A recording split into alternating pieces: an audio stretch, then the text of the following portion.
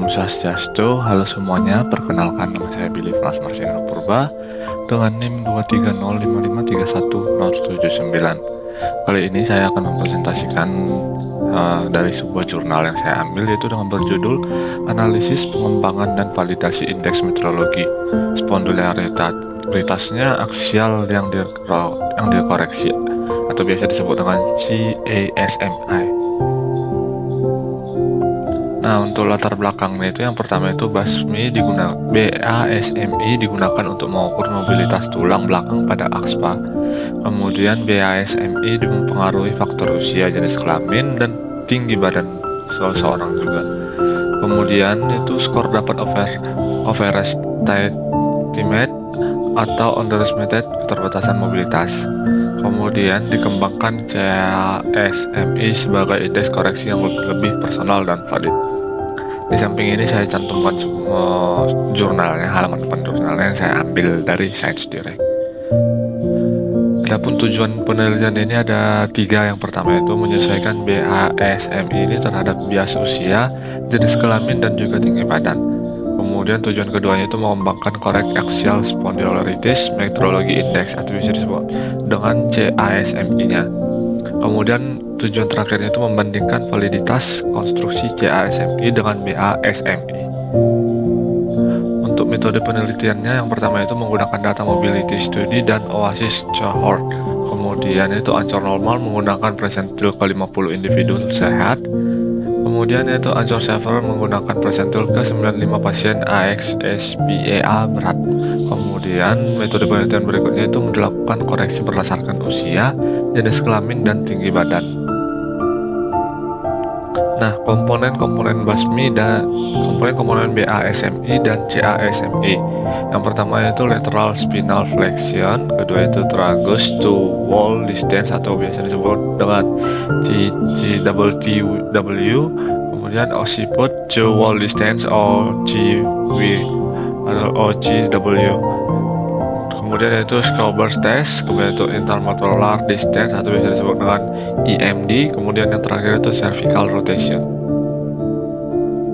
Untuk versi CASMI, yang pertama itu ada CASMI M50 itu menggunakan persentil 50, kemudian itu ada CASMI M75 itu menggunakan persentil 75, sedangkan CASMI D50 itu pendekatan trigonometrinya.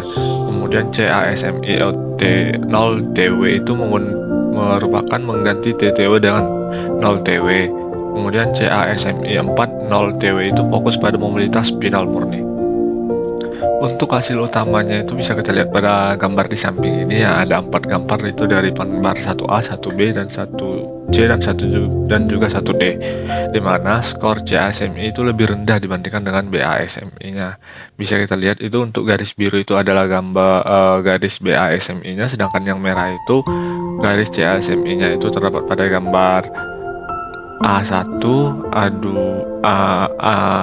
gambar 1A, gambar 1C, dan juga gambar 1D, dan juga gambar 1B-nya. Kemudian itu korelasi dengan usia dan tinggi badan menurun signifikan.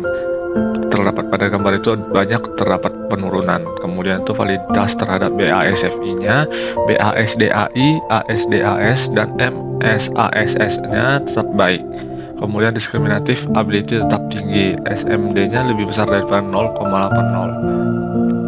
Untuk analisis distribusi, yang pertama itu CASMI itu meningkatkan Four effect pada individu sehat. Kemudian itu lebih banyak individu dikategorikan memiliki mobilitas normal. Kemudian Ceiling effect relatif tidak berubah.